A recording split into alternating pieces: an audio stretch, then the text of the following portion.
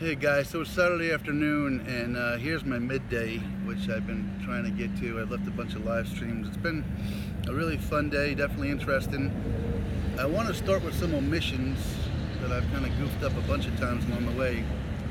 First of all, I always talk about the towns, but I forget that the high schools are sometimes named something different. So I keep bungling up the name of the Convoy, Ohio High School, which is the Crestview Knights. So they open their season next Friday night. I'm looking forward to tracking them. And so I apologize to the high school and the Crestview team. And then the Knights go out and kick some butt next Friday night, guys, please, for PTT Journey. A lot of pressure, guys. We're 1-0 as the Journey fan club here. So you're one of 3 teams we're following. Another person I want to apologize to is a young lady by the name of Jane Reed. And Jane is somebody I met briefly last night. If you heard my videos, you know what a great night I had in Cuba and how welcoming it was. But I didn't understand the whole backstory as to how these folks had kind of known about me or heard about me. And I think it was Jane who got the initial ball rolling with everybody. And the contact was Anna Lee and then Leanne and Jimmy and everybody. So I didn't give her enough recognition for making that happen for me and my family and I. Jane, thank you so very, very much for making that happen. And then also last night I was talking about this wonderful family, Anna Lee and her son Chris and her daughter's husband. I remembered everybody's name but her daughter Christina.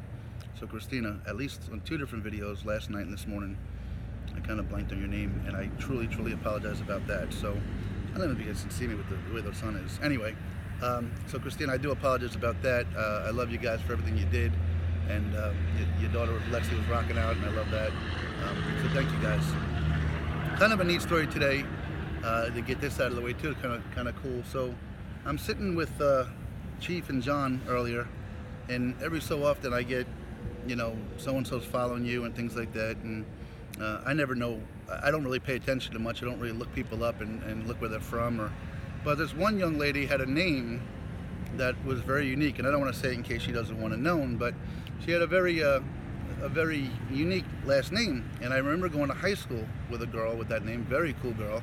I don't think I didn't really stand out in high school in any way, shape, or form. I was kind of a wallflower. But anyway, so I reached out to this young lady and said, hey, you have kind of a unique last name. I graduated from high school in '85 in West Islip, New York, and I had a young lady, but is she any relation? And lo and behold, it's her dad's sister, it's her aunt. So, I just think it's kind of neat how this whole thing just parlays. Nothing more to it than that, but here's somebody that I went to high school with, and I'm talking to her niece is following me on my website. So that's very, very cool too. So thank you guys for that. Today, so where do we begin with today? So I had breakfast with Christina's brother, and did some wash. And if you heard my story earlier, I was online at the mini mart while my wash was drying and just saw a nice looking young guy and said, hey, can you do me a favor and follow me? And I'm over at the laundromat now because I wasn't wearing my ugly yellow shirt. I was wearing a really cool shirt from the restaurant last night, and a Frisco shirt.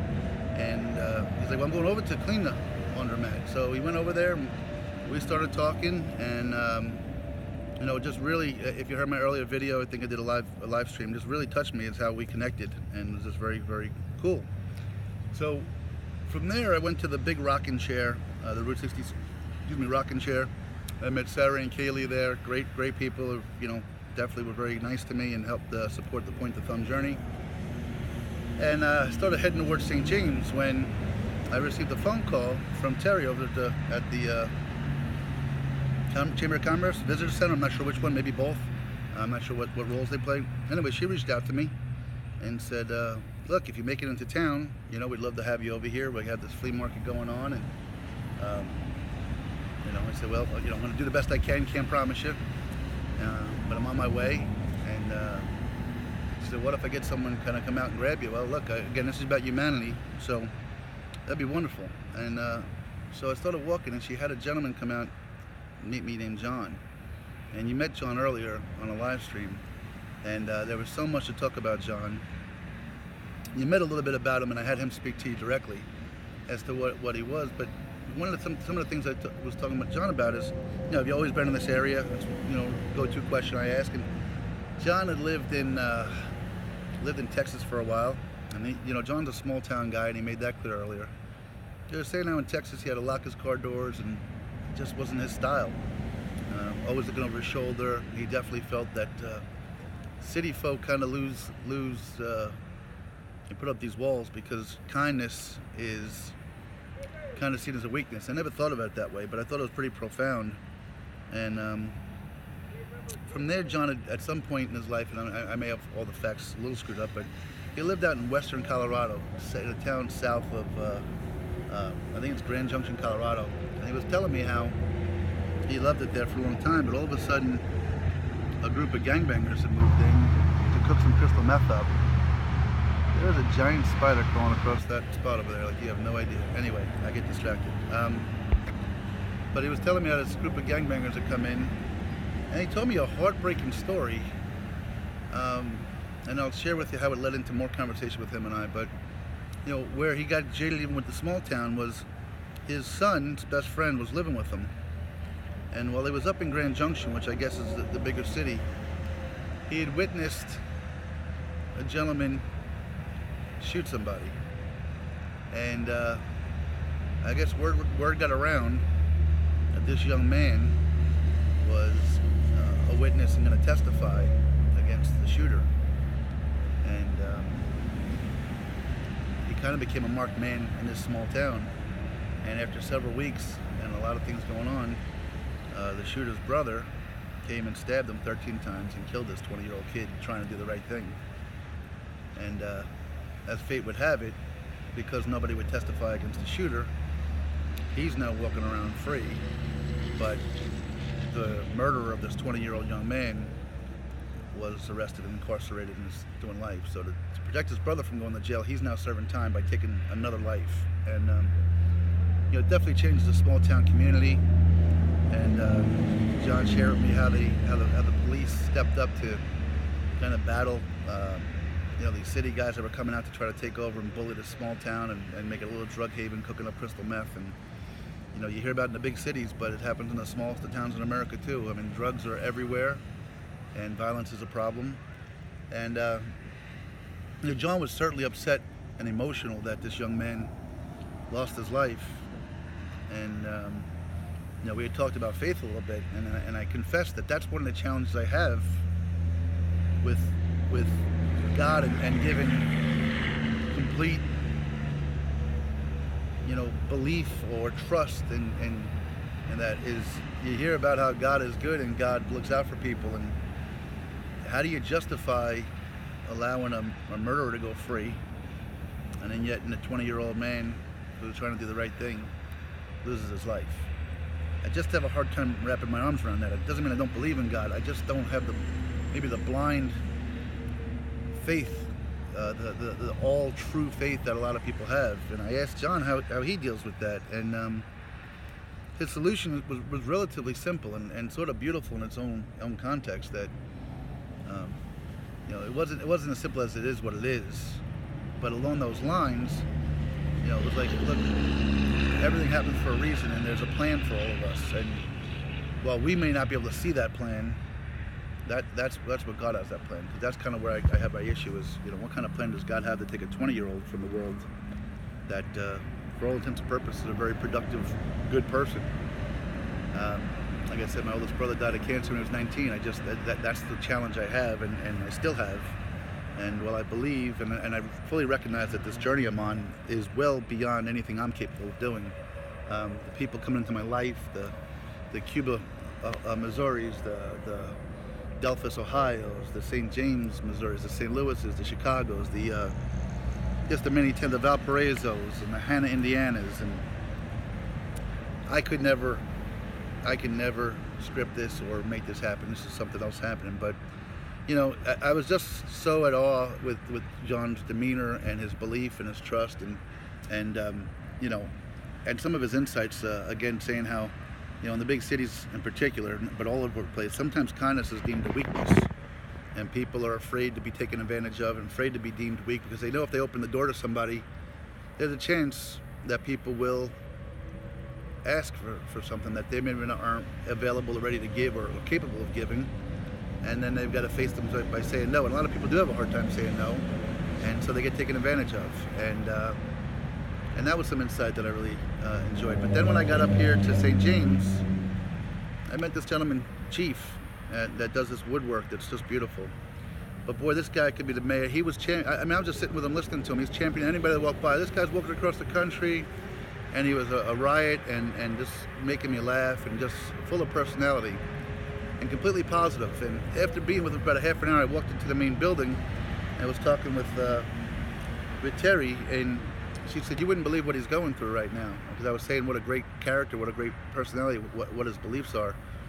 And you know, she respected his privacy, so she didn't tell me. She just said, "You wouldn't believe what he's dealing with." So I didn't know that. So I went and sat back down, and you know, I basically said, "You can ask me anything." I said, "Well, you know, are you dealing with some things right now?" And he said, "Yeah, I'm dealing with my second bout of leukemia." And but I mean, you know, God, I see people that I've worked with in the past, people I've loved in the past, that, you know, one of these walk a day in my shoes because, you know, my brakes are gone in my car, or you know, my dog is sick again and I got to go to the vet and I don't have time. And it's just, we get so wrapped up in ourselves, and here's a guy that is the shining example of how I would want to conduct myself if I had anything like that whatsoever. Unfortunately, I don't, but if I ever do, I'm going to try to find strength in Chief with what he does. And you know, at some point I was helping a gentleman next to him, Howard, who he was just relentlessly teasing all afternoon, get cleaned up. And then I helped Chief and John clean up. And what was so amazing was I didn't do that because I was looking for anything. These guys extended themselves to me, made me feel like family, like, again, friends for life and brothers. And you know, these people that were at a flea market and garage sale, hustling to make a living, hustling to make dollars to put food on the table for their family, still came over to me. And one gentleman I didn't even really speak to all day came over and said, "I really believe in what you're doing," and slipped, you know, something in my pocket and said, I believe, you know, I believe these guys ready to hustle in the heat and trying to make a living and put food on the table for their family, and still found enough to slip something in my pocket and say, "Keep doing what you're doing, really believe in what you're doing." I can't tell you how overwhelming that is. Sometimes I feel guilty. I really do. Sometimes I feel guilty because, I don't know, I just, the goodness of what's going on out here is, it's so overwhelming that it is guilting to some degree. So, so here I am in StJames. Then today, I was talking about this earlier. Last night, Leanne was the producer director. Annalie was the young lady that kind of was very instrumental in making all this happen, that Jane had contacted.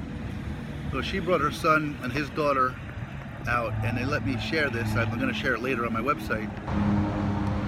But I met with Ciara and talked to her, and I guess you know, I think Annalie wanted me to talk with her, but I just kind of spoke to her for a while, and I had no idea, but I guess, I don't know if she did it on her own or she did it for a school project, but she wrote just a brief essay about meeting me, and Annalie sent it to me. I'm going to tear up, man, because it was special. Annalie sent it to me, and I did. I teared up when I read it, and you know, essentially, well, I'll just let you guys read it later, but you know, Ciara, I love you. Thank you so much. And you know, if you ever need any kind of you know, anything, a support, word of advice, anything I can offer you, I certainly will try to help you in any way I can. You're a beautiful young lady, and you got a great sense of humor, and the fact that you're able to just kind of talk to a 50-year-old man as comfortably as you did, I think, is a really good trait to how you were brought up and the comfort in your own skin. So really just an amazing day. I came back here tonight, just so you know, I've got a place I'm staying in StJames. Chief insisted on getting me a room, and he maybe wants to show me around town a little bit. And then I got an email from somebody that I met last night saying, "Hey, my family wants to take you out to dinner tonight, and you know, hopefully you can make it." And I've got that to look forward to.